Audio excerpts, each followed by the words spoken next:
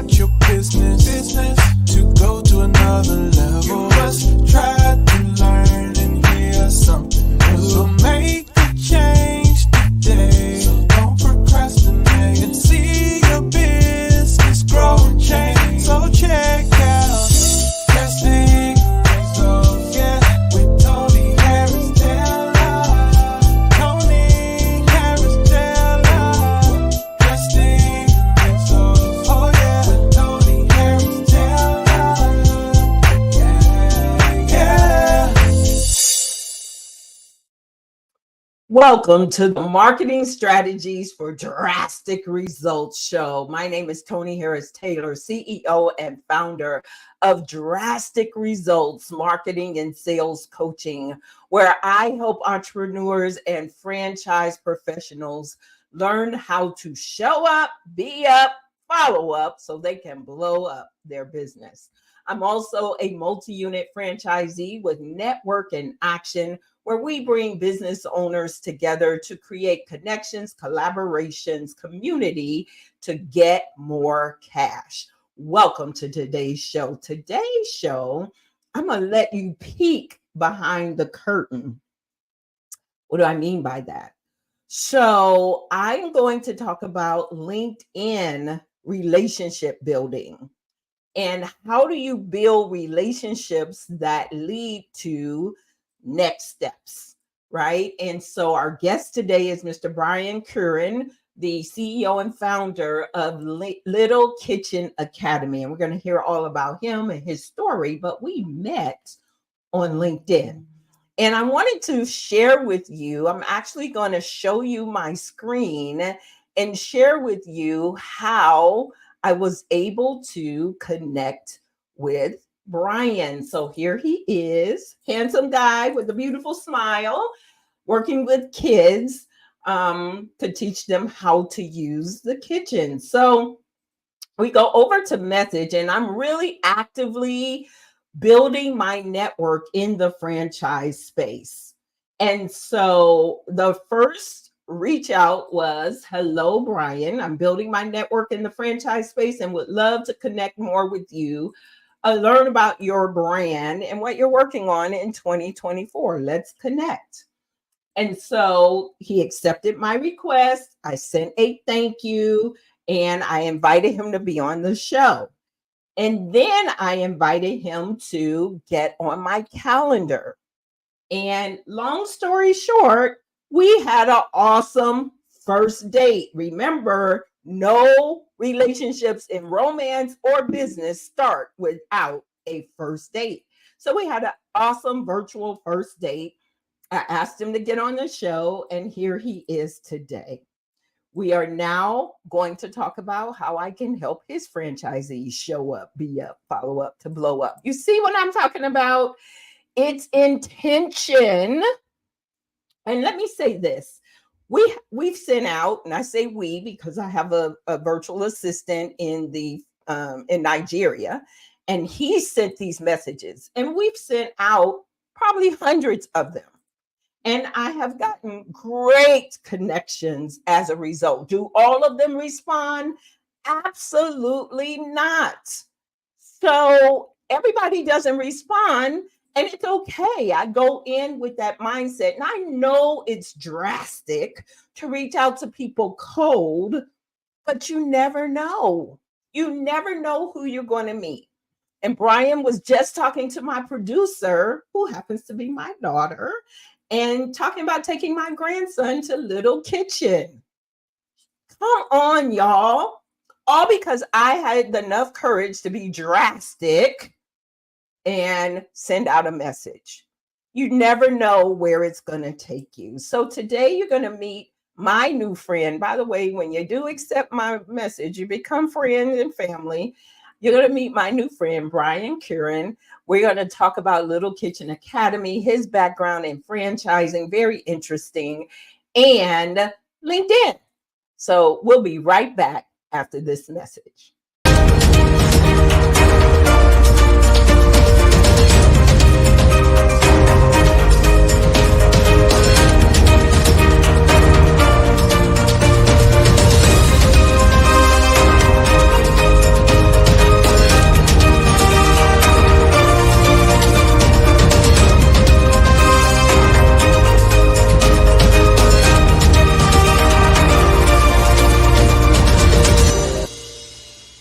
Are you a franchisor grappling with how to stimulate your franchisees' growth and revenue? Are the phrases, "I'm not comfortable networking," "I'm an introvert"? Enter Toni Harris-Taylor, your answer to these challenges. With her expert guidance and program, you can empower your franchisees to conquer networking and community outreach. Toni's program is designed to equip your franchisees with the skills and confidence to show up to the right events with the right people. It goes beyond making connections. It's about nurturing and leveraging these relationships. It's about following up, collaborating, and generating leads and referrals to maximize conversions, and ultimately increased revenue for your franchisees and for you, the franchisor. Are you ready to unlock this potential? Reach out to us at 832-479-2088. Let's embark on this journey of growth and success together.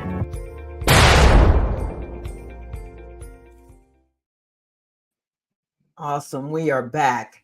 Hey, Brian. Hi. Nice to see you.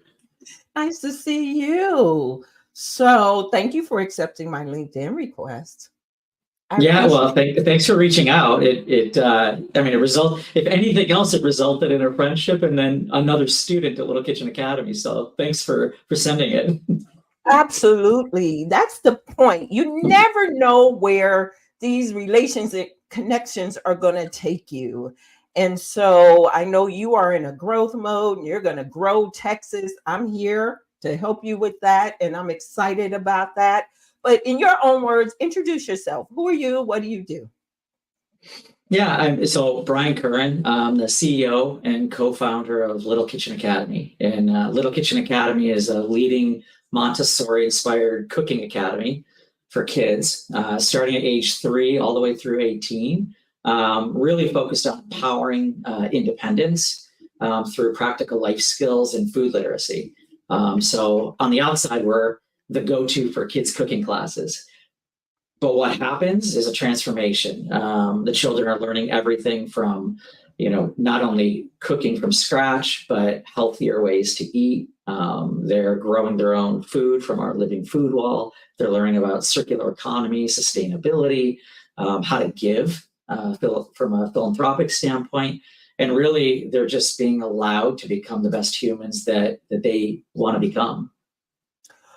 So that is amazing. How did Little Kitchen Academy, that concept, come about?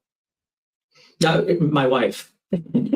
So I love you, husbands, giving credit to the wife. I love that. Right. Well, it's credit. Give credit where credit's due. No, my wife is actually the one. She has a long culinary operations background.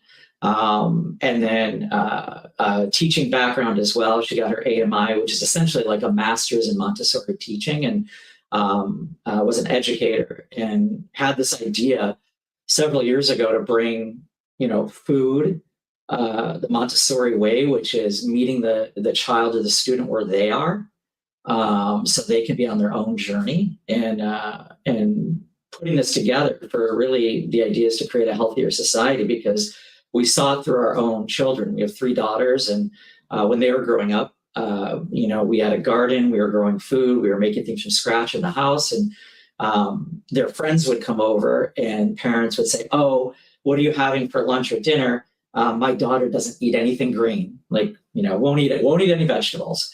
And it was Felicity would be like, "Oh, okay." But of course, then they'd be in the garden, they'd be learning how to, cut the vegetable properly, really make things the way they wanted to make it. And then all of a sudden they're eating the vegetables and the parents are in tears going, "How did you do this? I don't understand." And that's really where the spark was. It was how, I say we raised our 3 girls, but more how Felicity really led that. And then this idea just came about, and it was like, let's do this. And it was going to be a passion project. Felicity wanted to open one. That's where I messed up. I didn't introduce my children to vegetables early enough. And so and honestly, they're grown now and they're not really big on that. And so there's a big lesson for parents in that. And while we were in the back room, you were saying parents often get in the way. Say more about it. yeah, as parents, whether it's mom, dad, grandma, grandpa, caregiver, we're often in the way because we label our children right away that they're a picky eater. And we know at Little Kitchen Academy, there are no picky eaters. They can't be picky eaters because they haven't tried things. They haven't tried things the way they want them. And when someone comes into Little Kitchen Academy and they say, I don't like mushrooms, which are very polarizing, right, for most people, it's you don't like mushrooms yet. Have you ever grown one? Have you ever sauteed one? Have you had one roasted? Have you had one baked? Have you had one fried? Like all these different things. And all of a sudden the mind is blown for a 3-year-old or a teenager, doesn't matter. And they're like, wait a second. Oh my gosh, I get to explore and try and make something and taste things the way I want to. And then they realize I may not like tomatoes or mushrooms this way, but I do love them another way. And mom and dad and caregivers, we're always telling our children, oh, it's too hot, it's too spicy, you won't like that. Well, how do we know? Right. Our kids can do way more than we ever could do growing up. They are way more intelligent, way more powerful. They've got bigger visions. They just need the environment and us to get out of the way to let them actually do that. I love that because the other thing is parents only feed their kids what they like. Because if I don't like something, I'm not going to buy it and I'm not going to serve it in most cases. And so I bet your parents have learned to like different foods as a result of the kids. We have the best example is the children, it's a 3-hour class, which is very unusual. So it gives mom and dad 3 hours back to their life because they drop them and go. And your child is safe, they're empowered, they're learning, they're eating, they're having fun. But we don't cook with meat, seafood, or poultry. And not because it's a dietary thing or a belief. It's just that one, you don't have to. And two, from a business model standpoint, it's more expensive. Sure. There's cross-contamination. So our students are learning all these different ways that you can do things. And the best example is something like our enchiladas or tacos, which we actually make with jackfruit. Well, how many people know even what a jackfruit is, what it looks like? So these children they're saying things, learning things, tasting things, getting skills in the kitchen that are going to really support them outside of the kitchen too as they grow. And then they're bringing them into the household and mom and dad or caregivers are going, my child's cleaning up after themselves. They're telling me I'm not holding the knife properly. They're talking about composting. They want to try, they want to get a jackfruit from the grocery store, try different things. And that's where, we say it's magic, but it's not. It's literally the student that is just allowed to actually be the best that they can be. I love all of that. Oh, thank you. I'm excited. I want to come to class. So how did you get from... Go ahead. I was just going to say, we don't let grownups in our environment, right? And that's part of the some of that magic is that the student learns that, wow, this is my safe space to talk, to social, to cook, right? To be who I am. And 30% of our students are actually exceptional learners. So neurodiverse, they could be on the spectrum of autism. They could have learning challenges, physical. We're all inclusive. So it's this very safe space, but it's why we keep the parents out, right? Because we become a crutch too. If we're there, right. The child is a noodle. Well, we all know kids act worse when the parents are around. We all exactly, yeah. But we have now allowed seniors. So we do have classes in our schools for seniors, 65 plus, because seniors want the same thing our students do, which is simpler recipes, smaller portions, social engagement, right? Keeping independence, having fun, and cooking. So how'd you get from concept to franchise? And how many franchisees do you have? We've only got a small handful of franchisees across the U.S. and Canada. Right now, we have 16 schools operating. Our goal is to have over 400 in the next 3 years, mostly in the U.S. and then international expansion. But I've got a very deep background in franchising, all the way back, dating myself a bit, but, almost 30 years in franchising, from experiences with the convenience store industry to Cold Stone Creamery. I was one of the original executives and team members that grew that from, really 2 locations to over 1,000, globally. And then Raving Brands, which was, Moe's Southwest Grill, Planet Smoothie, Shane's Rib Shack, Mama Foo's Asian House, Doc Green's. And then Flip Flop Shops was my last venture, and we grew that to become the global number 1 retail chain for flip flops, sandals, casual footwear, all through franchising.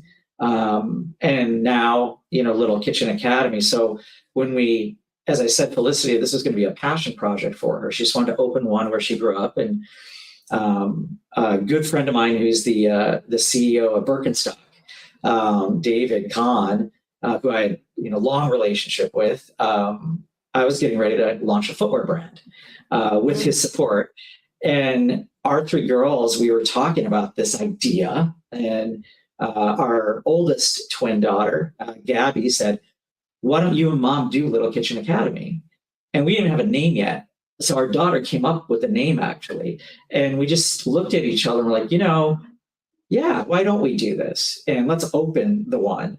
And when I told David about it, he immediately said, "We're in." And I'm like, "What do you mean we're in?" He goes, "Birkenstock. We make the number 1 culinary shoe in the world.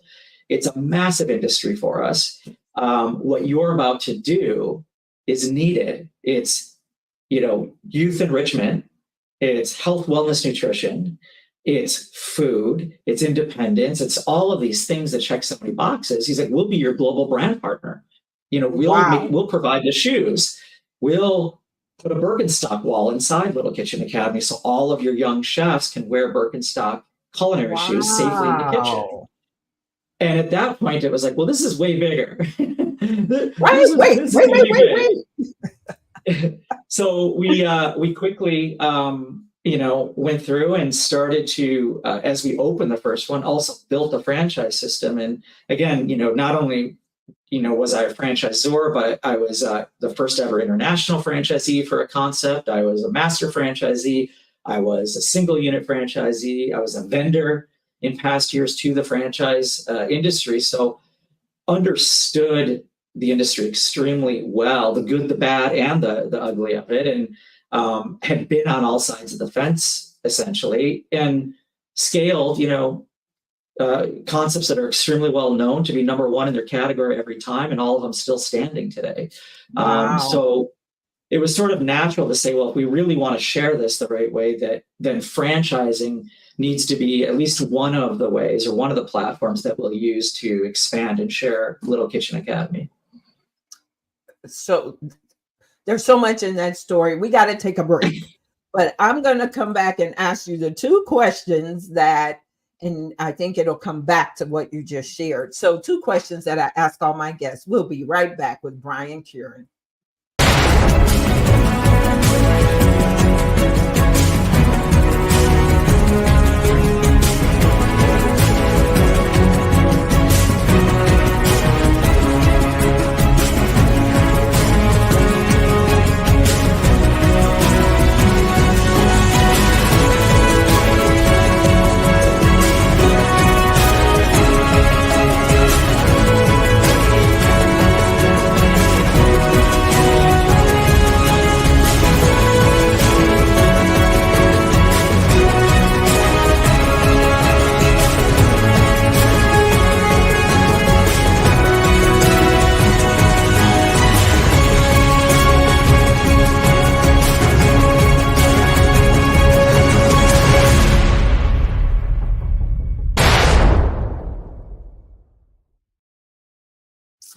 All right, Brian, we are back. So here's my first question. How has networking helped you in your businesses? It's, I would say it's the reason that I've been successful and that any of the businesses have been successful. Actually, without it, we wouldn't have the beautiful human beings over the years that have just come into our orbit. And supported us and been part of, kind of our journey. And it's to me, it's sort of a foundation of not only personally, but definitely professionally. So on that note, what do you see? You've been around franchising a long time. What do you see as a common mistake that people are making when it comes to networking or marketing their business, their franchise? Now, I think that the biggest mistake is not harnessing it. I think so many people are afraid to just ask for help, right? Just ask for help and ask it in a very authentic way. And I think that's the other piece is, there's we're in the world of AI too. There's a lot of bots and things that happen, and you get hit from all angles, right? And from everybody in the world. But I find that the biggest, opportunity and that is the mistake, is that just people are afraid. They're afraid just to, what's the worst that's going to happen? Someone doesn't answer, right? And you said it at the beginning. It's like, some people don't respond, but it's that one time that one person responds, and there's a reason. It's a reason they're responding that time at that point, right? Yes. You're meant to connect, and you may not even know why. And it may not be the reason you thought when you tried to connect, and it may lead to something bigger. Say all of that again. Okay, don't. But everybody rewind that part, because it is so true. You think you're connecting for one reason. It turns out to be another reason. But everything is all good. But it's drastic, and I get it. So you have got to get out of your head and get into your heart and take the risk and make the connection. You never know where it's going to take you. All right. So here's my final question. What's the biggest drastic step you've ever taken? The one that comes to mind that really stands out, and it shows and it takes it away, because I believe in LinkedIn. First of all, LinkedIn is like, I bow down to LinkedIn, and I tell students when I go and speak at different things, I'm like, the number one thing you need to do if you're in school, high school, doesn't matter, get your LinkedIn account going, because that is the easiest way to grow your network, and especially from a professional standpoint. But the most drastic step I ever took was reached out to Jimmy Buffett, the late great artist, entertainer, Margaritaville, and it was during Flip Flop Shops when I first wanted to build this company called Flip Flop Shops, and I thought, who better than Jimmy Buffett to be part of this or be a partner? And I did my networking online, but then I actually wrote a letter and had photos of my family to make sure he knew I wasn't nuts and wasn't a stalker, and said, I just want to find how we might be able to support each other. It's not just about me, I want something. I wonder how we can support each other. I think there's benefits on both sides. And I FedExed 5 letters to his studio, to his 2 homes, to his CEO of Margaritaville. And all of a sudden, like 2 weeks later, I actually got a phone call from Jimmy, and he did think I was crazy, but it started really it was a lifelong friendship and almost partnership with Flip Flop Shops. But what resulted from that was not him being part of or coming in or investing in Flip Flop Shops, but what resulted in is us bringing in the Margaritaville footwear brand and having this long relationship that benefited the company long term. What an amazing, drastic, courageous story. Thank you for sharing. No, wow. It's my pleasure. There's just, you are just full of nuggets. I love it. I love it. I love it. Well, tell people how to get connected to you. Yeah, easiest way is literally through email. Just it's my last name, which is Curin, Curin, at Little Kitchen Academy. You can also, in the preference, it'd be just LinkedIn. It's type my name into LinkedIn. You can find me. I'm pretty easy. Click in there. And that's usually the easiest way. And it's a great way to understand everybody's background too, right? You see where some other dots can be connected that way. Yeah. Well, I want to say thank you so much for coming on. We didn't mention where you are. Where do you live? So I live in Vancouver, British Columbia, Canada, and then in LA every month too, because we have both of our flagship locations. So British Columbia stands as record as my most favorite, most beautiful place that I've ever, and I've been trying to get back to British Columbia since 2005. I think we may have a visitor knocking on your door. well, you know what? I heard we're going to get your grandson into our Austin school soon, but bring the family here. We'll get him into the one here in Vancouver as well. Tell him he hasn't said nothing but a word, because I am the drastic one. Thank you, Brian, for your time and sharing your story. Thank you. When we come back, we'll hear my final thoughts.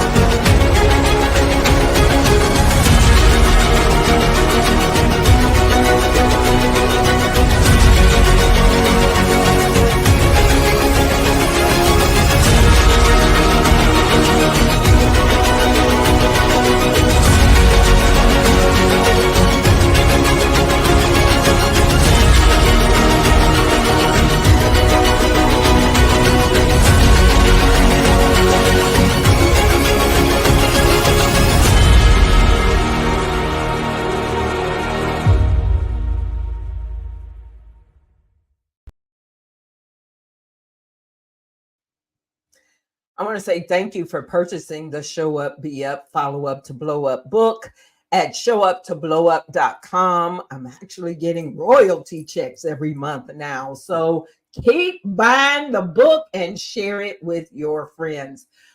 I want to highlight a few nuggets that Brian gave us. Number one, have courage. He wanted Jimmy Buffett. He had the courage to reach out. He made it personal. So many business people think they have to be business. But he sent pictures of his family, and Jimmy actually responded. And then always offer help. Offer help and ask for help were two things that he also highlighted. That's the way you build genuine relationships. Don't worry about if the relationship's going to bring you money today, because honestly, mostly all my relationships bring me money at some point, some way. It may not be direct from that person. It may be another connection. It may be a door they open, a door I open. And because I open the door, that person then says, I need to refer you to somebody. So just go into relationships with courage, offer help, ask for help, and then sit back and watch what can happen. I'm so grateful for all of you watching consistently. Please share the show, and sharing is caring. And if you're interested in joining me, especially if you're in the franchise space, I'm really working to really promote franchising. And so if you're in the franchise space and you want to be a guest, reach out to me. DM me on LinkedIn. This is Toni Harris Taylor saying, take a drastic step today for a fantastic tomorrow, and we'll see you soon. Bye.